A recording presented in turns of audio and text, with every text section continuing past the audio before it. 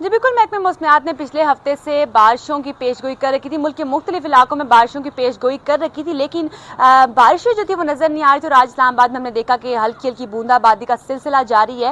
वक्त वक्त से हल्की हल्की बूंदाबांदी का जो सिलसिला है वो काफी देर से जारी है। साथ ही साथ ठंडी ठंडी हवाएं भी चल रही हैं और साथ बादलों का बसेरा भी देखने को मिल रहा है, जो इस्लामाबाद के मौसम को मजीद हसीन कर रहा है। साथ ही साथ अगर शहरियों की बात की जाए तो इस्लामाबाद के शहरी मौसम को इंजॉय करने के लिए दुकानों का रुख करते दिखाई दे रहे हैं, पकौड़ों और समोसों की दुकानों का रुख करते दिखाई दे रहे हैं, ताकि काफी अरसे के बाद की जो बारिश है इसको एंजॉय किया जा सके। और अगर महकमे मौसमियात की बात की जाए तो महकमे मौसमियात ने मुल्क के मुख्तलिफ इलाकों में मौसम सर्द और खुश रहने की पेशगोई कर रखी है। अगर मुल्क के ऊंचे पहाड़ी इलाकों की बात की जाए तो कश्मीर, गिलगित बल्तिस्तान, खैबर पख्तूनख्वा, मरी, कोहाट जैसे ऊंचे पहाड़ी इलाके हैं, इनमें सब में बर्फबारी की भी पेशगोई कर रखी है। जबकि सियाहों को इस बात से हिदायत की जा रही है कि गैर जरूरी सफर से इज्तनाब करें, ताकि किसी भी हादसा से बचा जा सके। ये जो बारिश है इस्लामाबाद के अंदर इस टाइम ये थोड़ी थोड़ी हमें सर्दी की शिद्दत भी महसूस इसमें की जा रही है। और साथ साथ मौसम जो है इस वक्त इस्लामाबाद के अंदर काफी खुशगवार देखने को मिल रहा है। महकमे मौसमियात के मुताबिक सामत रावलपिंडी में मौसम इसी तरीके से शाम के औकात में